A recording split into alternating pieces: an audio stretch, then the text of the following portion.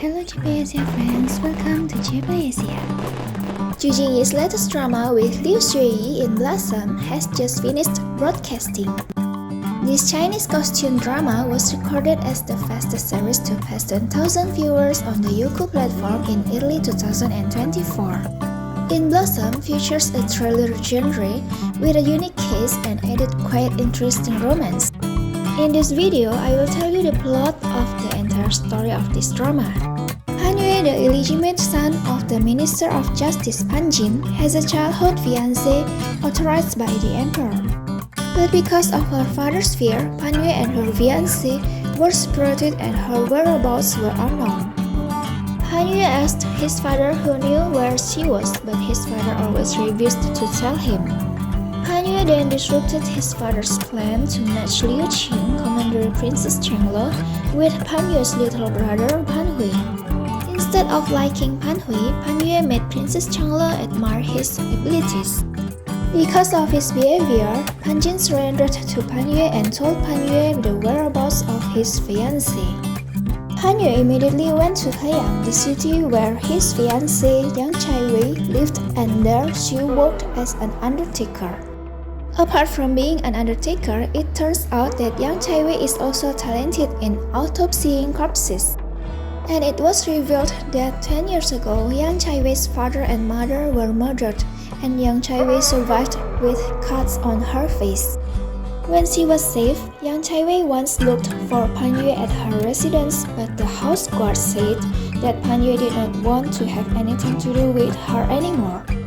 Because of that, Yang Chai-wei didn't want to admit that she recognized Pan Yue when she met him again. But Pan Yue didn't give up and kept trying to get Yang Chai-wei to admit that she was his fiancée and expressed his desire to fulfill his engagement and look after and protect Yang Chai-wei. Yang Chai-wei was hesitant at first, but was finally touched and wanted to try to step with Pan Yue to the wedding. But on the night before the wedding, Yang Chai-wei was visited by Sang Guanzhi, the younger sister of Sang Guanlan, who was a good friend of Pan Yue. Sang Guanzhi is obsessed with Pan Yue and wants to possess Pan Yue. Sang Guanzhi then took Yang Chai-wei to a cliff and performed a strange ritual there, which caused her soul and Yang Chai-wei's soul to exchange bodies, and then Sang Guanzhi pushed her body, which had been filled with Yang Chai-wei's soul, down the cliff. Sang Guanzhi, who was in Yang Chai-wei's body, then married Pan Yue. But on their wedding night, an unexpected incident occurred suddenly. The body of Yang Chai-wei, who was Sang Guanzhi, fell from the top floor and died. Yang Chai-wei, who had moved inside Sang Guanzhi's body, apparently did not die and saw for herself the incident when her body fell from the top floor and died. Yang Chai-wei thought that Pan Yue was the perpetrator who killed Sang Guanzhi, who he thought was Yang Chai-wei. On the other hand, Pan Yue, who was devastated by the death of his wife, who he thought was Yang Chai-wei, allied with Princess Changlo and was appointed as a magistrate in Heyang's country to investigate the case of his wife's death. Princess Changlo helped Pan Yue by making Pan Yue her fiancé, so that the emperor entrusted the position of magistrate in Heyang to Pan Yue. Pan Yue, who has lost hope, accepts Princess Changlo's offer so that he can investigate the case of his wife's death.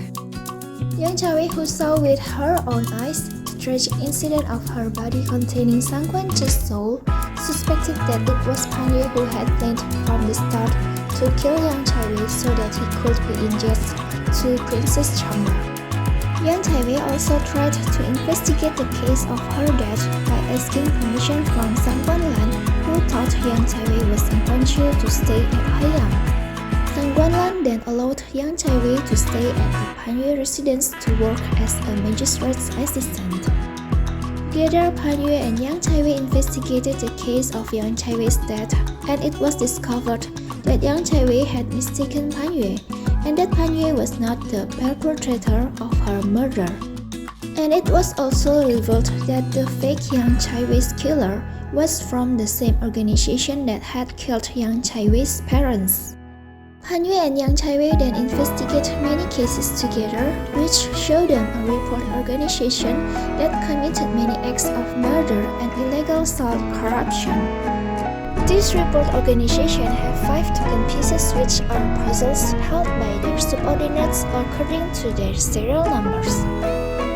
In their investigation, Han Yue and Yang Chaiwei managed to find token number 3, token number 4, and token number 5.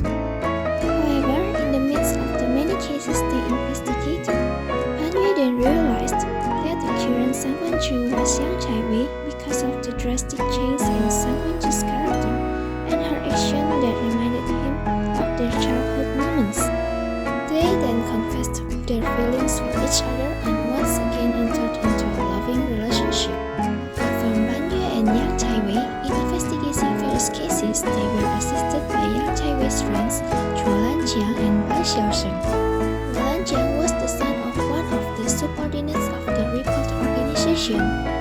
Zhuo Lanjiang didn't know at first and thought that his father had died because of the Golden Water Sect. But it turns out that his father has not died and is hiding behind the scenes to continue to hide the crimes of the revolt organization, which he must continue, so that Zhuo Lanjiang does not fall into the trap like him. Zhuo Lanjiang's father then sacrificed himself so that Zhuo Lanjiang could live a normal life. Not accepting his father's death, Zhuo Lanjiang plans to avenge his father's death by becoming a spy in the revolt organization, so he can find out who the leader of the organization is and expose the organization's crimes.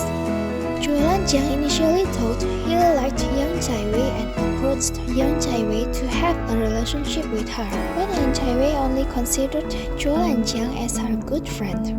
Bai Xiaosheng, who often interacted with Zhuo Lanjiang, then liked Zhuo Lanjiang and continued to accompany him, which made Zhuo Lanjiang thought and also liked her. But Zhuo Lanjiang knew he was committing a dangerous act by smuggling into the revolt organization, so he didn't dare to promise anything to Bai Xiaosheng. Nevertheless, Bai Xiaosheng remained faithfully praying and waiting for him at the residence they once shared in the capital. Han Yue and Yang Chaiwei returned to the capital to continue investigating the revolt organization and simultaneously fulfill Princess Changle's summons. There, Han Yue was awarded in marriage to Princess Changle by the Empress. Princess Changle then made Han Yue understand that his marriage was a plan to track down the leader of this revolt organization. Princess Changle, who was a descendant of a general who died on the battlefield, had an older sister who was married to a grand commander of the empire. And after investigating for a long time, it was finally discovered that Princess Changle's brother-in-law, Jia Chuan, was the mastermind behind the revolt organization they were looking for. Jia Chuan told Princess Changle to obey him and threatened to kill Princess Changle's older sister if she didn't obey him.